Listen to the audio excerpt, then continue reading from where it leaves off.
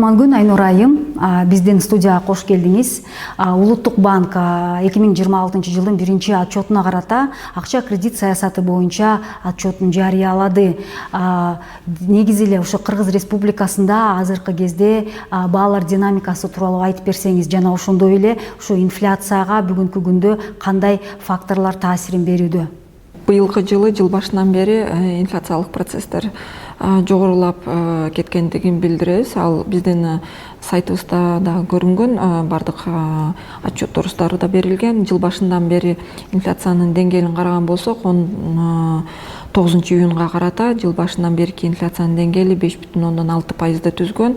Ал эми жылдык маанидеги инфляция азыркы учурда 11% тегерегинде калыптанган. Өзүңүздөр билгендей, жыл башынан бери жакынкы чыгышта геополитикалык факторлор күчөгөндүгүнө байланыштуу жагдай өзгөрүлгөн. Ал бул жагдай өз учурунда эл аралык дүйнөдөгү нефть рыноктарындагы баалардын таасирине таасир тийгизип, ал өз учурунда логистика товарлардын логистикасын, ошондой эле дүйнөлүк азык-түлүк рыноктарындагы баалардын жогорулашына алып келген.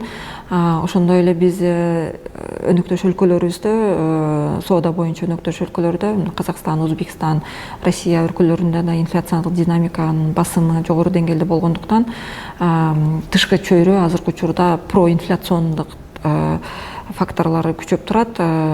Ал эми өзүңүздөр билесиздер, Кыргыз экономикасы чакан жана ачык экономика болгондуктан, ошондой эле биздин керектөө себетибизде импорттолгон товарлардын көлөмү көп болгондугуна байланыштуу тышкы факторлор ички инфляциондук динамикага таасир берип, ошолдун кесепетинен азыркы учурда ушу жогору деңгээлдеги инфляцияны биз көрүп турабыз.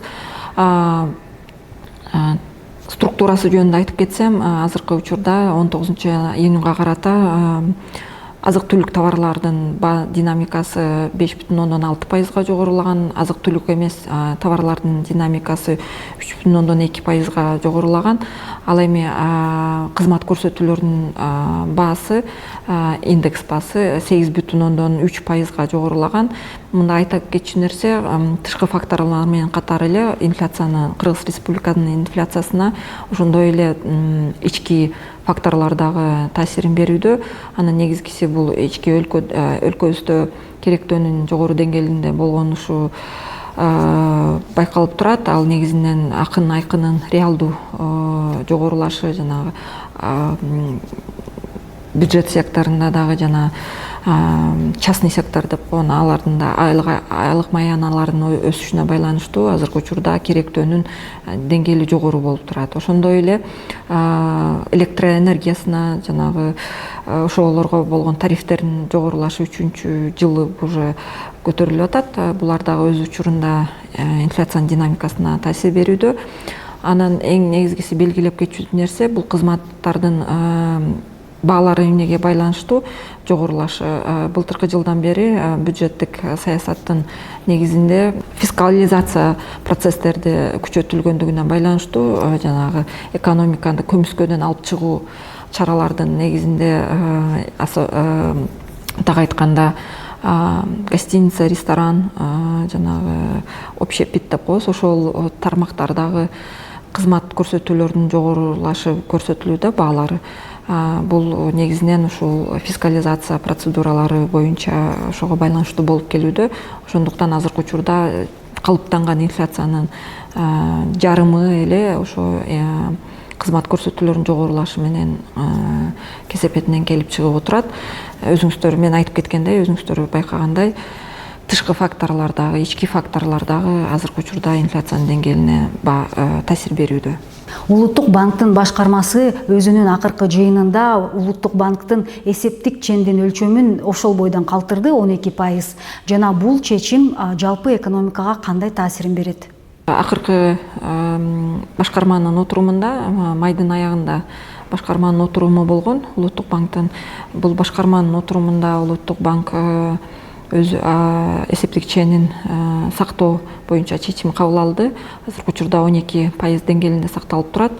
Бул чечим негизинен инфляциянын динамикасына, баа берилүүсүнөн келип чыккан. Чечимди кабыл алууда негизинен биз чоң комплекстүү анализ жасайбыз. Тышкы факторлорго, өнөктөш өлкөлөрдөгү экономикасында, алардын бааларына, ошондой эле ички өлкөдөгү биздин ички экономикабыздагы инфляцияга таасир берүүчү факторлорго комплекстүү анализ жүргүзүп, биз жаңыртылган анализди башкармага сунуштап, ошо башкарманын чечими боюнча 12% деңгээлинде сакталган. Негизгисине мен айтып кеттим го, быйылкы учурда, былтыркы жылдан бери, быйыл дагы жыл башынан бери жакынкы чыгыш өлкөлөрүнө байланыштуу жагдайга, геополитикалык жагдайга байланыштуу күчөгөндүгүнө байланыштуу, проинфляциондук факторлор сакталгандыгына байланыштуу экономикабызда азыр эсептик ченди 12% деңгээлинде сактап калуу чечими кабыл алынган. Бул өз учурунда биздин өлкөдөгү инфляциялык процесстерди оздуктоп, аларды басаңдатып, анан кийин орто мөөнөт мезгил ичинде инфляцияны биздин максаттуу көрсөткүч 5 жана 7% көрсөткүчкө жеткирүү максатында кабыл алынган.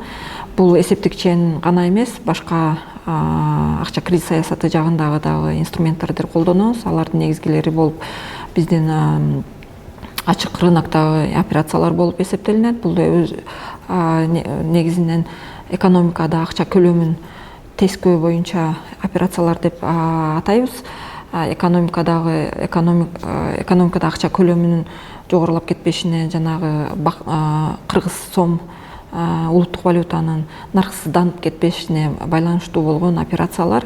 Ошондой эле ички валюта рыногунда жагдайды да биз туруктуу сактап калуудабыз. Азыркы учурда бул өз учурунда комплекс менен бардыгы топтолуп келип, монетардык факторлордун, инфляциянын монетардык факторлорун чектеп, өз учурунда орто мөөнөттүк мезгил ичинде инфляцияны максаттуу көрсөткүчкө жеткиргенге түрткү берет. Акча кредиттик саясаты отчетунда Улуттук банктын инфляциялык болжолдоолорго карата баасы кандай? Ушул өтүп аткан жылдын июнь айынын башында Улуттук банк өзүнүн кварталдык отчетун берди. Акча кредит саясаты жагындагы отчетун берип, бул отчетто комплекстүү экономикадагы акча кредит саясатында, экономикада болгон, финансы рыногунда болгон маалыматты берип, ошондой эле келечектеги баа динамикасы боюнча маалыматты биз жаңырттык. Бул биздин жаңы баа берүүлөрүбүзгө ылайык. Азыркы учурда инфляциянын күчөшүнө байланыштуу, ал бул негизинен тышкы факторлордон келип чыгып атат, жана жакынкы чыгыш өлкөлөрүндөгү геополитикалык факторлорго байланыштуу. Бул жаңы биздин баа берүүбүз боюнча жылдын аягына чейин, эгерде мындан ары жакынкы чыгышта жагдай күчөгөн болсо, ошондой эле дүйнөлүк азык түлүк рыноктарында баалар жогорулап кеткен болсо, 15%га чейинки динамиканы байкашыбыз мүмкүн. Бирок ошону менен бирге эле азыркы учурда тышкы рыноктарда, тышкы жагдайда белгисиздик жогору болуп турат. Ошондуктан биз бул жагдайды мониторинг жүргүзүп, кылдаттык менен анализ жүргүзөбүз. Азыркы учурда 11% деңгээлинде сакталып турат. Биз үмүттөнөбүз, тышкы жакынкы чыгыштагы жагдай жакынкы арада чечилип, баалардын мындан ары өспөшүнө биз үмүттөнөбүз, бирок белгисиздик жогорку деңгээлде болуп турат. Ошондой эле бул отчетто биз экономиканын өсүшүнө байланыштуу бааларды да берип кеткенбиз. Биздин Улуттук банктын экономиканын өсүшү боюнча баа берүүсүнө ылайык 10% тегерегиндеги өсүштү жылдын аягы менен күтөбүз. Өзүңүздөр билесиздер, акыркы 3-4 жыл ичинде экономикабызда экономикалык жигердүүлүк жогорку деңгээлде сакталып турат. Негизинен бул бардык тармактарда эле, реалдуу сектордун курулуш, өндүрүш, ошондой эле кызмат көрсөтүү тармактарында жогорку деңгээлдеги жигердүүлүк сакталып турат. Бул биздин баа берүүбүз мурункудай эле калды. Ошо 10% тегерегинде экономиканын өсүшүн күтөбүз. Бирок баа динамикасы боюнча белгисиздик жогору деңгээлде турат. Бул жагдай боюнча биз күнүмдүк мониторинг анализ жүргүзүп, эмки кварталдык отчетто дагы жаңыланган информация маалыматты беребиз. Улуттук банктын акча кредит саясаты тууралуу айтып бергениңиз үчүн жана жолугушууга убакыт тапканыңыз үчүн ыраазычылык билдиребиз.